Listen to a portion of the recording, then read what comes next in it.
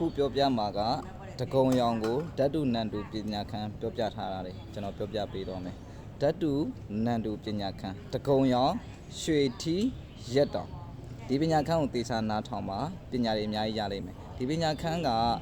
မဟာဗုဒ္ဓရုထဲမှာကျွန်တော်တပည့်ကိုတတိယလို့ဆိုပြီးတော့လက်တန်းစာစကားပေစကားလေးပြောထားတာအားလုံးနားထောင်သွားပါဦး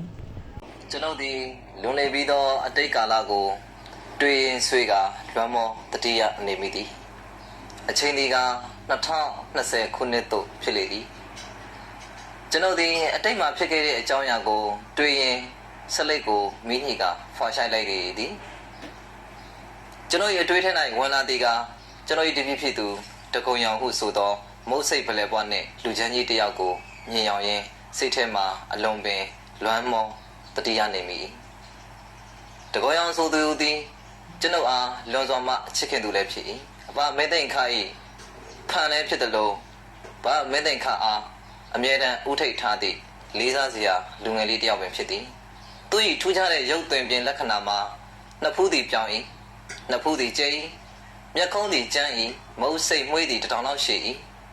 နှကမ်းမွေးသည်ကအိန္ဒိယကလာကားရလိုနှကမ်းမွေးသည်ကျဲ၍ကော့တက်လန်နေသည်သူရဲ့ပုံစံကိုရုတ်တရက်ကြည့်လိုက်ရင်အပါမဲသိင်္ခဝိတုထဲကလိုပုံနာအပကွန်နှင့်ခက်စစ်စင်တူလေသည်သူသည်အလွန်တရာမှစာပေကိုနှိမ့်ချ၏လွန်တရာမှဆရာသမားကိုလည်းယိုသေးတတ်၏ကျွန်တော်တို့နှစ်ယောက်ဆုံခဲ့ကြပုံမှာ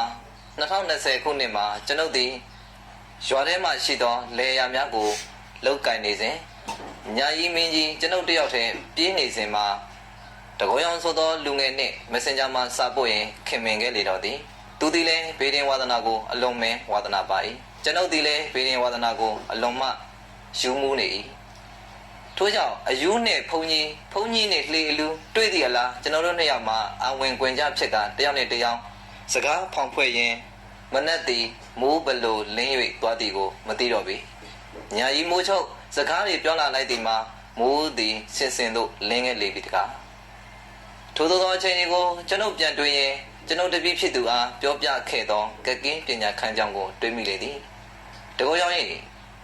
မင်းအောင်မြင်ခြင်းနဲ့ဆိုလို့ရှိရင်တို့အင်္ဂါဝိစာပညာရက်မှာကကင်းပညာခန်းဆိုတာရှိရဲ့ကွာတကောရောင်ဆိုတာဟာတကယ်တော့ရောင်ဆိုတဲ့ဇလုံးဒီရောင်ကြီးတော်လွတ်ခြင်းရောင်ကြီးတော်ကိုမျိုးခြင်းရောင်ဆိုတဲ့ရာကောက်တန်ထွက်တာမှုလို့သူ့ကိုလင်းသောထင်းသောအရာတွေကိုလှူရမှာဖြစ်တယ်အကယ်၍ရာကောက်တန်မပါဘဲရာပလက်တန်ပါခဲ့သည်ရှိသောတကုံရောင်ဆိုသောပုဂ္ဂိုလ်သည်ရောင်60ဖြစ်နေအောင်ပြီဒါကြောင့်တကုံရောင်သည်ရာကောက်တန်ပါတာမှုလို့ရောင်60မဖြစ်ချင်ဘူးဆိုရင်ငါတပည့်မင်းဒီလိုလုပ်ကွာရုံရုပ်ပါတဲ့ရွှေရောင်ရက်တောင်ကိုဖျားမှာလှူလိုက်ပါ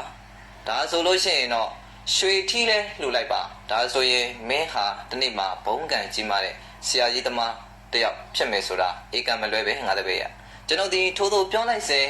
တကုံရောင်ဆိုသောမိုးစိတ်ပလဲဘွားနဲ့လူကြီးသည်မျက်နာကိုပြုံးစီးကနှကမ်းမွေးကိုအားရပါရတတ်ရင်ကျွန်ုပ်ကိုခေါင်းတဆက်ဆက်ညှစ်ရင်ကြည်နူးစွာဖြင့်ကြည်နေတော့သည်ကျွန်ုပ်ဒီထိုကြီးကိုမကြိုက်ပါထိုကြီးသည်ကျွန်ုပ်ကိုမြူဆွဲနေသည့်အလားထင်ကျွန်ုပ်ဒီအနားမှာရှိခဲ့သည်ရှိသောဆောက်ခွက်ကိုဖျက်ရိုက်ခြင်းလေသည်